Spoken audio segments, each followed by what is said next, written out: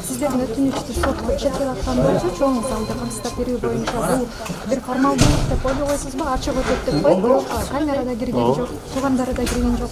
Туура бул деген формалдуу ачык болуп атат, анткени бул деген модернизация тест боюнча иш аябай чоң резонанс болуп атат.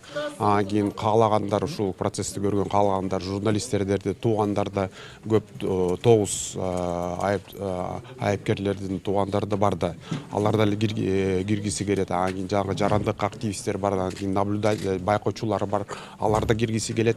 Анан кийин өзүңөр көрүп атасыңар, адвокаттар киргенден кийин көп болсо бир 10 чакты киши кире алат. Бул деген формалдуу ачык процесс болуп атат. Анткени мына 7 апрель боюнча ишти карап атканда аны үчүн чоң зал табылган. Бизде Кыргызстанда толтура эле чоң залдар бар. Биякта ушу формалдуу биздин башка залыбыз жок деп, ошо болушунча батырышабыз деп айтып жатат. Менимче башка жерден өткөрүш керек. Бул процессти эл журт, коомчулук билиш керек. Ар биринин күнөөсүн эл азыр ушунчалык баамдап турат, кайсы жерде чындык бар экенин.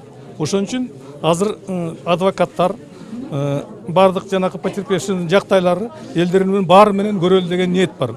Жалпы Кыргызстандын элинин баары көрөлү деген ниеттен турат да. Ошон үчүн ачык жүрүшсүн сотту. Айлап чыгып атат. Баягы менен чыгып атат.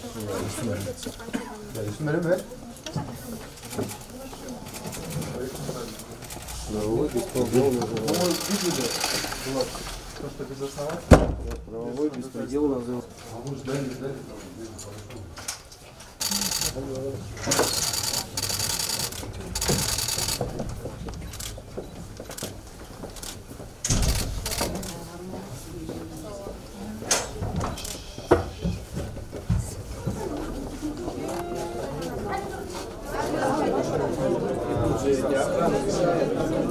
Жок, мына келдик, киргизген жок, эшик жабык, тиги жакта өздөрүнүн билгендерин кылып коюшту, мына кире албай эле койдук.